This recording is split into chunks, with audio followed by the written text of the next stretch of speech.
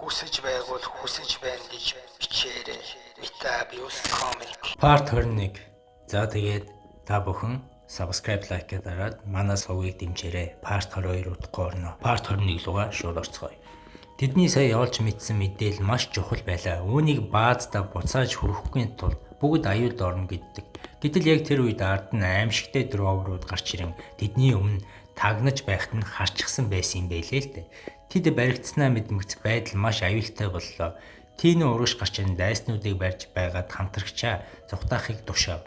Гэхдээ дроверууд хоёулангийн барьж эзэн дээр гэж бодно. Илүү олон хүн байвал илүү амттай шүү дээ гэж хошигнолоо. Бааз дээр Йонг Шао манай гол баатрыг угтаж аваад түүний хин нэгэн дээрлэхэж байгаа эсхийг асуунаа. Тэр энийгэд хинч чиний эмэгтэйд өөрөөр хэлбэл надад ойртохгүй гэж тоглоом хэлв. Удалгүй генерал Гоу ирж удахгүй болох даалгаврын талаар тайлбарлана. Энэ ажил сон болон түүний багт хэтэрхий хэцүү байж магадгүй тулд манай баатрын тусламжийг хүсв. Манай баатар ямар ч гомдлгүй зөвшөөрдөгөө. Гэхдээ Гоу дахиад нэг хүсэлт байв. Баазын ойролцоо байгаа эмнэлэг дараа нь асуудал болно. Бас тэнд их хэрэгтэй эмнэлгийн зүйлс байна гэж хэлв. Тиймээс тэдэнд хэсгийг нь үлдээж өгөхийг гуйлаа. Манай баатар надад хэрэгтэйгээ л аавна гэж амлалтаг. Дараа нь Гоу түүний бааз дахь бусад чадвартай хүмүүсийг танилцуулна. Тэд бүгд энэ ажиллагаанд түүнийг удирдлах доор орно. Гэхдээ манай баатрын хамгийн ихний тушаал бол тэд бааз дээрээ үлдэж харуул хийх ёстой байв. Харин жинхэнэ аюултай ажлыг нь тэр ганцаараа хийхээр шийднэ. Энэ тушаал бусдыг маш их гайхшруулв. Гэхдээ манай баатар учрыг нь мэдэж байлаа. Тэр өөрийнх нь улмаас хотод сонин өөрчлөлт гарч магадгүй шижиглэж байсан юм. Тэгэхээр үнэхээр тийм бол энэ хооронд Сити Мяопу Ян болон Таня хоёр олон дроверууд бүслэгдэж амрах зав өгсөнгүй. Та нар хурдан дуусгах хэрэгтэй гэж хэлээд өмнөх хүн даалгавруудаа санаж байна уу гэж асуулаа. Мэдээж Мяопу санаж байлаа. Тэр хамгийн туршлагатай байсан юм. Дроверууд бол тоглоом дууслаа гэж бодож байтал Таня хойш нутаг гарган өдрүүн шидэв. Нэн тэдэнд төрхөн зуурын зүгтах боломж олгоно. Гэтэл гинэт ард талаас нь жаз шидэгжин Мяопаняг цээжинд нэвцэлбүү. Энэ маш хүнд шарах байлаа. Тяны хашгиран оройтсон ч байв. Хотын эзэн хаанаас ч юм гарч ирээ түүнийг зөксөн байлаа. Хотын эзэн түүнийг өөрөө идэх талаараа бодсон ч хэтэрхий туранхай гэж үзээд өөрийн мангасуудтай өгч амттай болгов. Мяопу Ян өлссөн дроверуудын гарч идэгдэв. Тэя найзаа аврах гэж оролцсон ч ард талаас нь нэг аратан нууцаар дайд зөхөв. Мяопу Ян идэгдэхийн өмнө хамгийн сайн найзтай одоо зүхт амьд гараарай гэж хамаг чадлаараа ашиглалаа. Тэгээд мангасуудад баригдан найзынхын нүдэн дээр амиа алдан мангасуудын хоол болно. Тэя маш их гунилж найзынхаа өшиг заавал аавна гэж тангаралсан. Найзынх нь өөрийгөө золиосноос бий болсон боломжийг ашиглан тэр зүхтахааргүй. Тэр гол руу үсрэхийг оролдов. Мангасууд түүнийг зогсоохыг жаз шийдсэн ч Тэя амжилттай гол руу үсэрч чаддаг. Тэр шаргацсандаа байсан ч амьд гарч чадсан юм. Харин мангасууд маш их уурлан хашгичж бид нар чамайг идмээр байна гэж орилдож байгаа харагдана. Тэд хүн барьж идэхлэх хүсэж байлаа. Хотын эзэд тэдэнд хэрвээ мах хүсэж байвал Downlight Maze руу яв. Тэнд олон хүн бий гэж хэлв. Ингээд өлссөн мангасууд бааз руу чиглэн хөдлөлөө. Хотын эзэн ууртайгаар өөрийн дайсан болох манай гол баатрын нэрийг хашгиран "Шүү чив, намайг хүлээж агаарай. Би улам ойшрон мангасуудтай дагуулan бааз ээч дайрахаар явна" гэж орилно. Энэ үед хотын эмнэлэгт нэг эмэгтэй маш их зовж байлаа. Тэнд эмч багаж хэрэгсэл байхгүй байсан ч мангасын хүүхэд төрөв. Тэр хүүхдүүд аав нь Фун Бэгзи байлаа. Тэр анхандаа сэтгцийн өвчтөй хүн байсан ч мангас болж хувирсан юм. Одоо тэр маш аюултай нэгэн болжээ. Эмэгтэй маш их айж зогтож арга хайж байлаа. Үүний дараа хотын эмнэлэгт тулалдаан эхэллээ.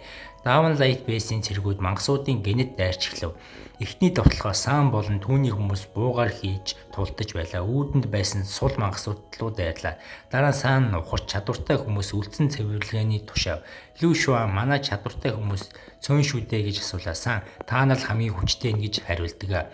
Манай гол баатар Шүвчин баатар үүнийг аюултай гэж мэдэрсэн ч эцэст нь зөвшөөрдөг. Гэхдээ намайг араас минь хуурвал сайн юм болохгүй шүү гэж анхааруулж хэлнэ. Тэр багтаа уршлагыг тушааж өөрөө Даван Ян болон Лүшаны хамт замын цэвэрлэхээр төрүүлж явлаа. Гэвч сан нууц муу санаа дотроо тээсээр байв. Тэр чадвартай хүмүүсийг эхлээд мангасуудад дуулан ядарсныхан дараа тэднийг буугаар алах төлөвлөгөөтэй байжээ. 14-нд нь хутга зоох адын санаатай хүн байжээ. Түүний бодлоор их буу барьсан олон хүний эсрэг хинч дийлэхгүй гэж бодож байлаа. Сан нэг хүн Дуан Яныг алахгүй үлдээ гэж санал болгов. Сан зөвшөөрч түүнийг оролдохгүй байхаар төшөө. Гэтэл гэнэт нэг сонин зүйл босно тэд анзаарлаа. Манай гол Баатар шүүжин Баатар түүний баг ор мөргийн алга болчихсон байв. Сан сандаж тэднийг даруй хайж хутаалахгүй байхыг тушаа. Гэвч тэд хайж байгаа хүмүүс нь яг тэдний нүдний өмнө байгааг огт мэдсэнгүй. Дуан Ян эргэлзэж байсан Шоу Панг тайлбарлав. Тэр жирийн хүмүүсийг харах мэдрэхүй түр хугацаанд бодлуулж чаддаг бөгөөд яг одоо Сан болон түүний хүмүүст үнийг хийж байгаа ажээ. Гэхдээ Сан өөрөө чадвартай хүн тул түүний нөлөөнд бүрэн автахгүй байж магадгүй гэж хэлв. Үүнийг манай гол Баатар өөрөө шийтгэхээр урагш гарч орон зайн чадвараа ашиглан Сан болон түүний хүмүүсийг тойруулан үйл үзэгдэх гарцууд үүсгэв. Дараа нь тэр мөсөн хэлтэрхий шидэн олон талаас нь зэрэг дайрч байгааг мэд харагдуулна. Сааны хүмүүс өчирдөн хаанаас дайрч байгааг ойлгосонгүй. Сан тэдэнд нуугдахыг тушаав.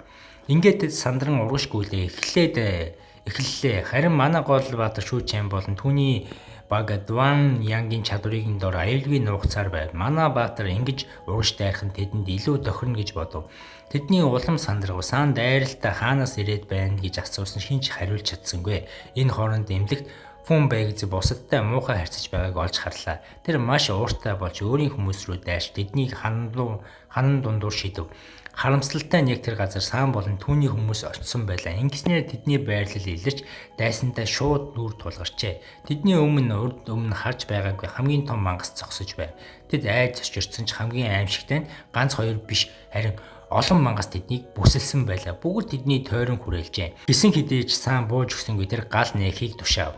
Цэргүүд буудаж эхэлсэн ч буунууд нь ямар ч нөлөөлөхгүй. Удалгүй тэд сумгүй болж зүгээр хоосон буудаж байгаагаа ойлгожээ. Хэн нэгэн тэдний зэвсгийг эвдсэн байжээ. Энэ тэдний хувьд маш муу мэдээ бөгөөд үхлийн тохиол гэсэн үг байлаа. Одоо Сан болон түүний хүмүүс үнэхээр маш аюултай байдалд орсноо саяныг ойлгон ухаарна. Мангасууд өдөрдөгч өөрийн доорх мангасуудаа эд нарыг барьж дийлээд дуусга ал гэж тушаав. Мангасууд баяртайгаар дайж эхэллээ. Хүмүүс ялна гэдэг тэдэнд хэтэрхий амархан байлаа. Яг л 10 настай хүүхдийг зодж байгаа насанд хүрсэн хүн шиг. Тэд капитан Саныг тойрон бүслэн гисэн ч тэр айсангүй тэр том сүхбэ барин тэмцэж эхэллээ. Бас хүмүүстэй бос эцээ хүртэл тэмц гэж хашгирчж байлаа. Эцээ хүртэл тэмц. Үүнийг сонсоод түүний хамгийн хүмүүс нь бүгд зориг орж түүний ард зогсон хамтран тулдав. Хэцүү байдал байсан ч капитан Сан маш сайн зоригтой нэгэн байсан тул тулцсаар байлаа. Тэр эндээс гарсны дараа манай гол Баатрыг заавал олно гэж дотроо занж байлаа. Тэр хүмүүстэй дагаж гарц олох хүртлээр эсвэл эцээ хүртлээр тулдах төлөвлөгөө гаргав. Харин мангасуудын зорилго бол нэг ч хүнийг амьд үлдээхгүй бүгдийг хятдах байлаа. Ингээд аимшигтай тулдаан эхэлнэ. Энэ үеэр нэг хүн маш их айгаад нуугдах газар хайжгүй. Гэтэл буланд нэгэн сонин зүйл харагдлаа. Шинэхэн төрсөн жижигхэн мангас ээжийнхэн хажууд байж байх юм. Гэтэл тэр жижиг мангас гинэт ханахын нүхэнд орж алга болчихдгоо. Удалгүй нөгөө мангас доороос нь дахин гарч ирээд дайрлаа. Айсаг хүн тэдэнд ялагдав. Тэр жижигхэн мангас илүү том болж хүн идэх тусам хүчтэй болдог гэдгийг ойлгов. Энэ түүний энэ дэлхий дээр олж мэдсэн анхны зүйл байлаа. Тулаан буцаж ирэв. Капитан Сан хүмүүсийг түүний ямар хүчтэй болохыг нь гайхаж харж байв. Тэр ганцаараа олон мангасыг ялж чадаж, алж, хядаж, урч тастаж байлаа. Гэвч энэ том мангасуудын дэргэд өчүүхэн зүйл байсан юм. Бас хамгийн аюултай өдөрч нь түүнийг зүгээр л хүлээж зогсож инээд нөхж байлаа. Фам Пагцэл түүний зориуд дээр анхааруулсан тулд капитан Сан боломж ашиглан сүхэ шидэн удирдагчийг унгахыг оролдсон. Гэвч удирдагч нь сүхийг амархан байрч авлаа. Энэ капитан Саныг маш их гайхшруулахад бас хүргэсэн юм. Тэр анзаараагүй байхад жижигхэн мангас ард талаас нь ойрдож тэр харсан ч оройтсон байв. Капитан Сан газар унаж ялагдах гэж байлаа. Яг тэр мөчөд хажуунаас нэг хүчтэй өчөглөлт жижигхэн мангасыг хол шидвэ. Тэр маш их зочирдон уурлав. Хэн намайг өшгөлсөн бэ гэж бодов. Гэтэл тэнд манай хатуу шүрэн гол Баатрын болон түүний баг зогсож байсан юм. Хажууд нь Дуан Янч бас байлаа. Яг тэр мөчөд манай гол Баатар шүүжин болон түүний хамтарч Шопан цагтаа амжин ирж байдал арай дээрдвэ. Манай гол Баатар том мангас хүүхдэд хандан капитан Саныг чи ялах ёсгүй гэж хэлв. Том мангасууд удирдагч нь өмнө уйдаж байсан ч гинэт нэг хүнийг олж харлаа. Тэр Дуан Я байв. Тэр түүнийг хараад сонирхож эхлэв. Манай шүүжин үүнд ихэд дургуутсан. Нэг агшинд манай шүүжин маш хурдан хөдөлж мангасын удирдагч руу төхөн очиж чи хитрхи их ярьдаг юм гэж хэлээд хүчтэй зөхөв. Тэр цохилт мангасыг ихэд гайхшруулв. Манай шүүчэн энэ чиний тоглох цаг дууслаа гэж шийдэмгий хэллээ. Багцын манай баатрын чадвар хүн гэдгийг ойлгов. Тэр шархаа хурдан идгээж улам болгоомжтой болов. Жижиг мангас хүүхэд энэ бүхнийг хараад аав нь яагаад Дуан Янт анхаарал байгааг ойлгосонгүй. Гэхдээ аавынхаа үгийг дагахаар болов. Харин Дуан Ян маш их дургуутсаж байлаа. Тэр мангас хүүхдийг зогсоохоор хөдлөлөө. Тэр зөрөгтэйгээр дарж мангас хүүхдийг газар унгаа мангас гайхань зочирсон ч удалгүй дахин босох гэж оролдоно. Дуан Ян түүнийг дахин зогсоож чи бидэнд аюул учруулахгүй гэдгийг ойлгууллаа. Эцэст нь мангас хүүхэд хөдлөж чадахгүй болов. Гэвч гинт тэр харанхуй нөхрөө гараад тийшээ орж алга болчихлоо. Дуан Ян үүнийг хараад ихэд гайхав. Тэр мангас хүүхэд өөртөө адилхан онцгой чадвартай байсныг сайн нэг ойлгосон юм. Дулаан одоо улам сонирхолтой бас илүү аюултай болж эхэлж байлаа. За тэгээд ингээд part 1-ийг энэ хүрээд дуусглаа. Тэгээд part 2-ыг та нарын лайк, subscribe-аас шалтгаална шүү. За тэгээд та бүхэндээ би дуртай шүү.